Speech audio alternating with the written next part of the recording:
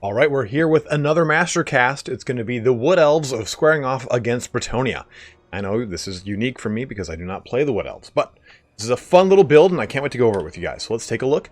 As always, what we'll be doing here today is going through the fight as normal. I'll go through any kind of big blunders or any big mistakes that I made, anything like that.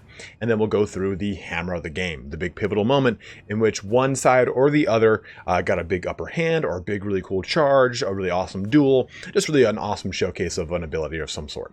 So right now you can see, let me pause this real quick before our army gets too scattered out.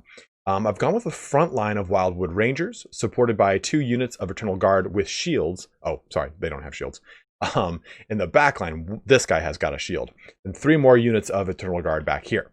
Now, what's going to be adding a lot of weight to my line here are 1, 2, 3, 4 units of Treekin. Remember, Treekin are really awesome units. They've got 90 armor. They've got some good melee attack. Really high melee defense, though, at 51. And they cause fear. The big thing is they have got a low leadership, so they need to have a lot of cohesion with your force, with your leadership, stuff like that. Then we've gone with 2 units of Deepwood Scouts with Swift Shiver Shards, as well as an Ancient Treeman. Usually you see some of the other units, especially the Prey of Anothrama Princess, stuff like that. But we're going to Power Stone, the Scroll of Shielding, as well as Regrowth and Earthblood. We also have Call of the Woods, which gives us 5 melee attack and a radius around us, as well as Earth. Now, taking a look over here at our opponent, we can see some fun stuff from Bretonnia. We're going to be seeing a front line here of men-at-arms with polearms, 2 units of peasant bowmen with pox arrows. If they had actually been the ones with fire arrows, it would have been better in this case, but I think pox arrows are a better bet against the majority of the meta for when it comes to high elves. Then 2 units of foot squire, or 3 total units of foot squires. The Blessed Field, just a normal Field Trebuchet, I'm sorry. And Reponse with Henri le Massif, as well as a Damsel of Life with Shield of Stone, as well as Shield of Thorns and Earthblood. We also get a unit of standard Pegasus Knights, not a unit of Royal Pegasus Knights. Now on the periphery, we can see 2 units of Knights of the Realm over here who will be doing some good charging. They do have their anti-large and doing some damage there. So our forces are looking to move forward here. We want to get our Deepwood Scouts in range of that Field Trebuchet. We're almost there. And they're going to have a lot of support here. Remember, Wildwood Rangers are AP damage. They're going to be able to really just put out a lot of hurt into the front line of these are not Wood Elves, of these Bretonnians. The Shiver Shards shooting down into this Field Trebuchet, chipping away at the damage on this thing as the might of the Wood Elves comes charging in towards the men-at-arms of Bretonnia. So just get this fight underway here. Oh yeah, a good glorious charge here in from the Wildwood Rangers under those men-at-arms with polearms. Our Treekin kind of waiting back a little bit, taking in this charge from the men-at-arms with polearms as well, but using our Eternal Guard to screen back into them. We can see the majority of this fight kind of going as expected. Foot Squires wheeling around here, but the Wildwood Rangers are already destroying these men-at-arms. These ones have already broken, so we have a lot of really good trade in with our Wildwood Rangers against the men-at-arms with polearms. We've already broken all 3 of them over here. But a charge in from the side of these Knights of the Realm in Lance formation, giving them a good charge bonus increase and charge speed as they go right to the rear of our Eternal Guard, but kind of buckle away at the last minute there. Treekin kind of adding some oomph to their to the charge there, slowing it down quite a bit. Specific Shards moving over here into the Peasant Bowmen and shutting down the pox arrows. Now, what is this going down here? I can't remember. Shield of Thorns dropping from the Damsel of Life, giving some physical resistance and some weapon damage increase. Now, unfortunately, in this engagement, that's not going to be as pivotal because the Wildwood Rangers already have very low armor, 36 melee defense, which isn't bad at all. But it probably would have been better served over here to help out against these Treekin, just to kind of help really crump their high armor and melee defense. Another bit of Eternal Guard coming in here to support the Pegasus Knights. Support the Treekin fighting these Pegasus Knights. Foot Squires over here, and the Swift Shiver Shards continue to do damage. Now, the Knights of the Realm are having a bit of an issue here. They're getting caught up on these Treekin. The Treekin still are large targets, and they do have anti-large, but taking a look at the weapon strength of your Knight of the Realm. Your typical Knight of the Realm only has an AP damage of 9 with a bonus versus large of 10. And like I was saying earlier, they do suffer from the ability of not being able to get a lot of damage in on a unit, such as the Treekin, because the Treekin have a high amount of armor. And I will say the one big thing that my opponent isn't doing is these Knights of the Realm are stuck in Lance Formation right now. So they're really cumbersome to move around. I think Lance Formation is really only strong if you have a really good rear charge onto, say, a unit of archers. Then after that, pull them out of Lance Formation. It does you no good to keep them in Lance Formation for the prolonged combat.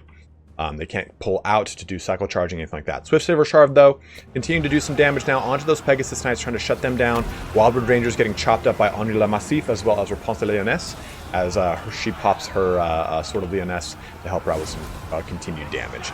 More healing coming down with Earthblood over here. Was it over here? It's right here, I think. Oh, Flesh to Stone is what it is. Called it Shield of Stone. But 60 armor, though, onto these foot squires, helping to kind of show up the damage they're receiving from the AP anti-large of the Eternal Guard. Of course, the anti-large isn't really a factor in that situation. AP. Treeman coming there, raffle stomping here into these men-at-arms. The Treeman the ancient Treeman is really not used enough. 110 armor though, 48 melee defense. I mean, he's a pretty tanky little dude. But look at this. Big old charge in here from our opponent. Knights of the Realm getting right onto these Wildwood Scouts, getting a good charge on them, shutting down their firing capabilities onto the back line that we were using so much earlier. Really just cascading through this whole unit into both of them. My Wildwood Scouts, Deepwood Scouts, were pretty much uncontested the majority of the fight, but a real good charge in here from these Knights of the Realm enables them to get shut down for a 2-for-1 charge there. Pushing over to the side, though, we can see that the Deepwood Scouts are getting in an enfilade position to pull apart the Deepwood, or the Knights of the Realm, and the remaining Pegasus Knights looking to drop down and do some damage on Scouts as well. Knights of the Realm over here looking to buckle. We brought the Eternal Guard and the Ancient Treeman to help shore up some of that, add some mass to these Deepwood Scouts. But another big charge coming in here, too. I mean, those Knights of the Realm have done a good job of really wheeling and dealing around, getting a good charge here into my Deepwood Scouts once more, shutting them down, and pushing right through into the next one. Unfortunately, I couldn't see who my opponent's name was. We'll take a look at it at the post-battle report. But he did a really good job of using those Knights of the Realm to keep a lot of pressure on my archery. Another one right here, and that's 3 back-to-back charges in really the past minute and a half. So real good use of using those Knights of the Realm to help shut down the Swift Shiver Shards. Pox Arrows getting some shots here onto this errant unit of Eternal Guard, not doing much of anything.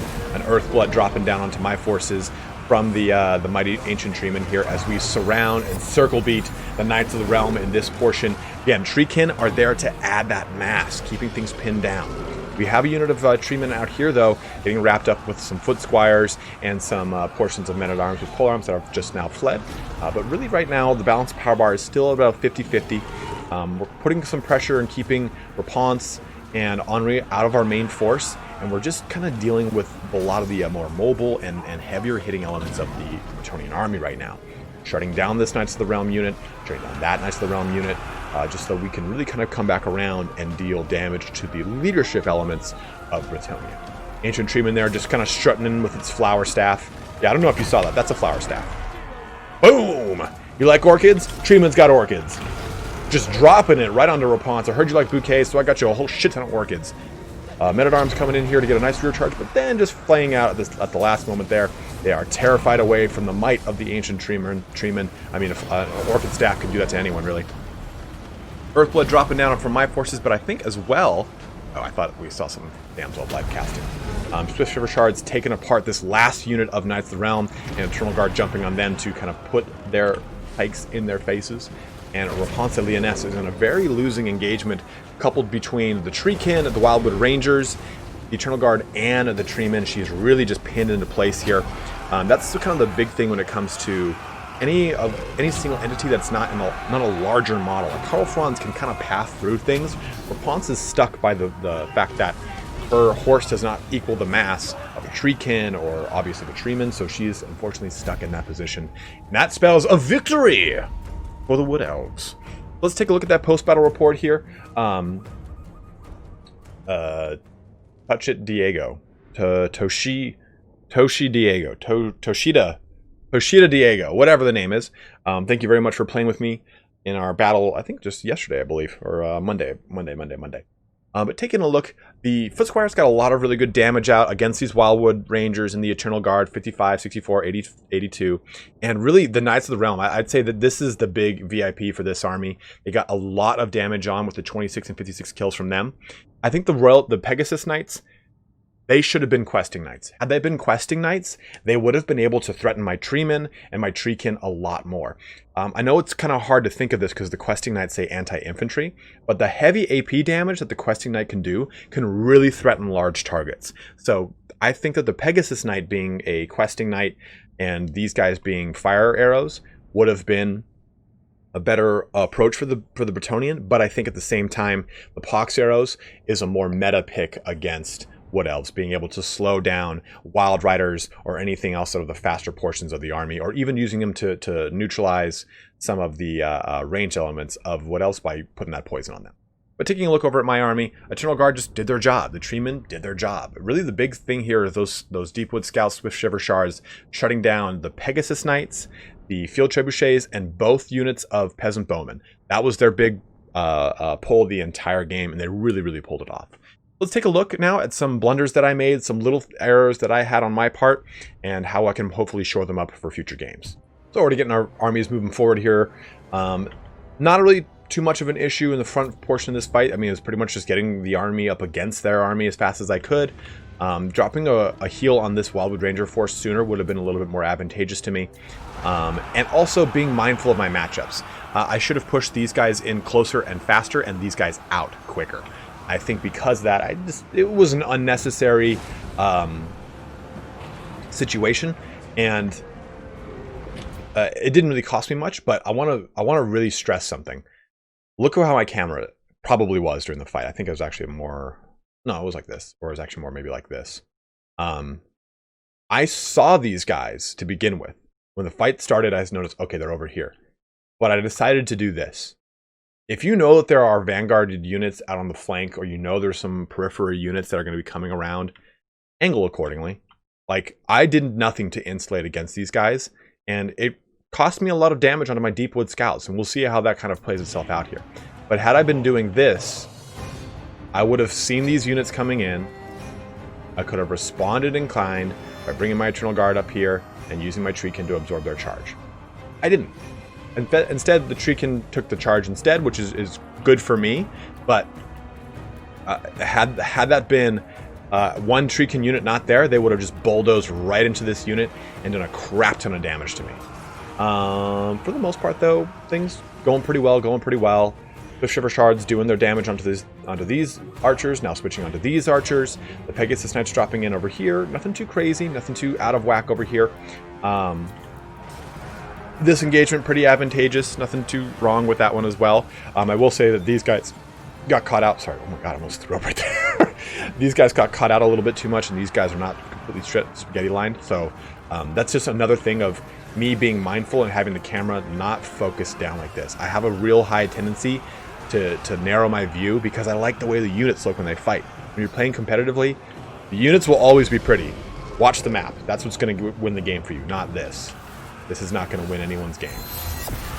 Like, that's cool, but I'm missing that these guys are going to wheel around and do more damage. So, again, can't stress, camera angle is so huge, so huge. Responding a little bit better and faster would have been nicer over here with my Eternal Guard. They did get out of the situation, but look at this. It's just chilling there. Nothing. This, I think, is a huge blunder on my part that had my opponent picked apart earlier, it really could have been devastating for me. The Swift Shiver Shards really did a lot of damage this entire fight. You saw over 150 kills in the post-battle report, so they were able to shut down a lot of units, including the Pegasus Knights and finishing off these Knights of the Realm. Had my opponent really jumped on them earlier, I really would have been up a shit's creek. So, being mindful of never letting your backline get so exposed, or keeping things properly insulated with your units that are meant to insulate them. The Eternal Guard and Treekin were there to stop charges from Knights. And what did I do? I kept the Treekin over here. I'm sorry, the Treekin over there and the Eternal Guard over here, and now they're reacting to a charge from Knights that are now over here. So if you build something into your army to stop something, use it.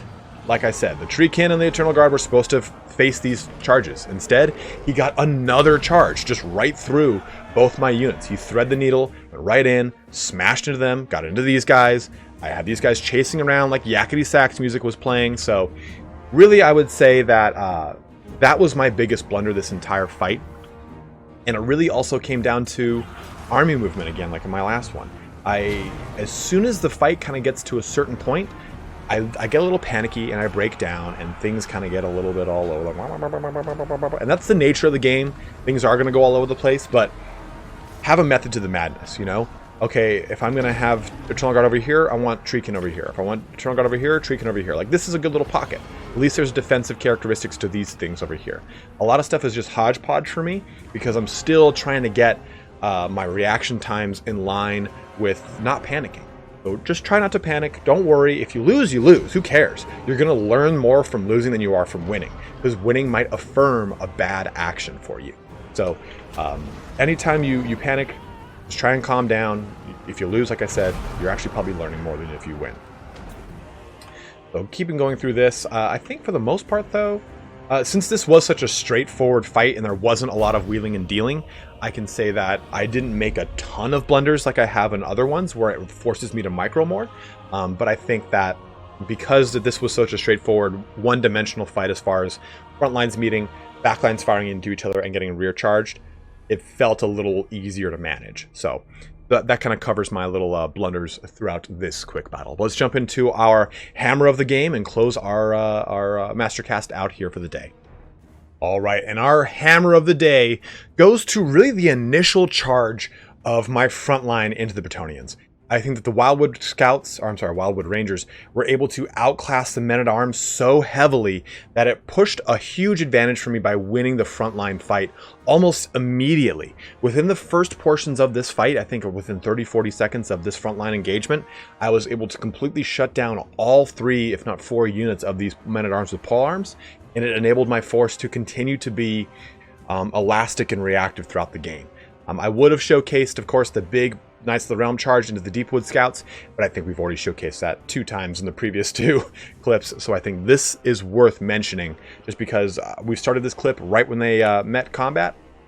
We can already see that we're about to capsize this unit in the dead center. This one on the far left is getting there soon, so I really think the hammer of the day goes to the frontline engagement for the Wildwood Ranger. But as always, guys, thank you so much for watching here today. Hopefully you continue to learn as I learn in my journey through getting better at Total War Warhammer 2's competitive play. But again, as always, thank you so much for watching. Have a good one, and take care.